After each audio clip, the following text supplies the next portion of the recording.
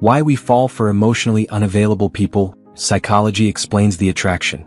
We've all been there. It starts with intrigue, excitement, that spark when someone seems mysterious, unavailable, or emotionally distant. You find yourself pulled toward them, even when they're impossible to reach or invest. You're not broken or crazy.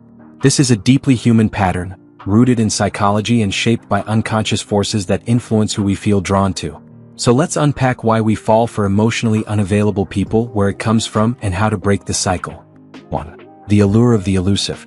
One of the strongest psychological triggers at play here is scarcity. We equate rarity with value. When someone is emotionally unavailable, they feel rare and therefore irresistible. That unpredictability lights up the brain's reward systems, especially dopamine pathways, making us crave their attention even more. Instead of connection, you chase the thrill of the chase. 2. Attachment styles that trap us. Psychology explains a lot through attachment theory, which says our childhood relationships shape our adult patterns. Anxious attachment. If caregivers were inconsistent, you learned that love is uncertain, sometimes present, sometimes distant. You might feel compelled to chase emotional connection because it once determined your survival. Avoidant attachment. Childhood emotional neglect can make you feel safe in distance, yet strangely drawn to people who reinforce that separation. You may avoid intimacy but chase validation. Disorganized attachment, born from both fear and longing, can cause chaotic behaviors, pursuing someone emotionally unavailable, then retreating when they seem to get close. Unawareness of these patterns is why we chase trouble rather than seeking healthy, dependable connection. 3. The dopamine-driven chase. The concept of intermittent reinforcement, from behavioral psychology, explains why mixed signals are addictive. It's the same mechanism at work in gambling. Occasional rewards keep you hooked more than consistent ones. That slight text back or moment of attention triggers a dopamine rush, reinforcing the cycle. 4. Emotional hunger and unhealed wounds.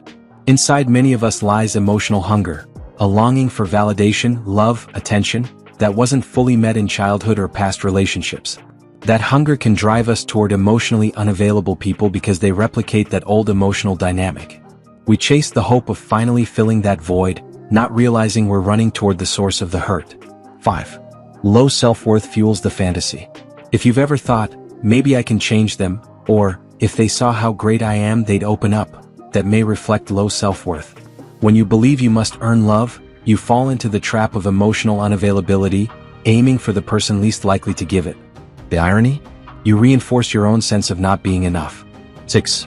The hidden ego game. There's a subtle but powerful ego story in chasing emotionally unavailable people. The idea of winning them over can feel like validation. It becomes less about connection and more about proving something, that you are smart enough, worthy enough to break down their walls. Caring less? Maybe. Ego more? Definitely. 7. The confidence veneer. Sometimes emotionally unavailable people seem confident, controlled, and put together. That can magnetically draw anyone who feels insecure. Underneath, you might believe they're emotionally strong, so you cling to them, hoping to absorb that stability.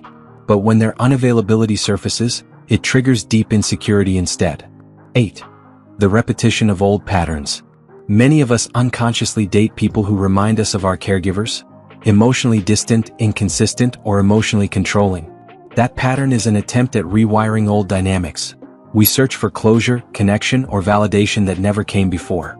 It's a subconscious hope we can rewrite the narrative, but often leads to more heartache. 9. Social conditioning and myths. Cultural narratives, like love conquers all, if they really loved me they'd fight for me, or good things are worth waiting for, reinforce chasing emotionally unavailable people. You internalize the idea that lasting love must come after struggle, convincing yourself a rocky relationship is a sign of depth and destiny rather than a warning sign. 10. How to break the cycle. Awareness is the first step. Here's how to change course. Recognize the pattern. Notice who you chase. Ask yourself, are they emotionally available? Consistent? Present? Heal inner emotional hunger. Therapy, journaling, or inner child work helps you meet your own needs rather than seeking them externally. Shift your beliefs about worthiness. Affirm daily, I deserve someone who chooses me consistently.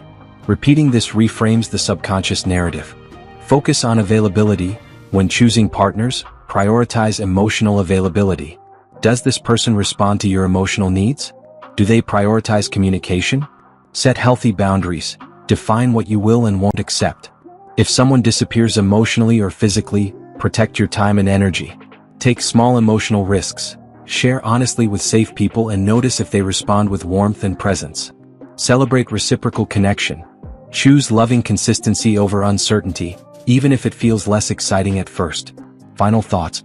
Falling for emotionally unavailable people isn't a flaw.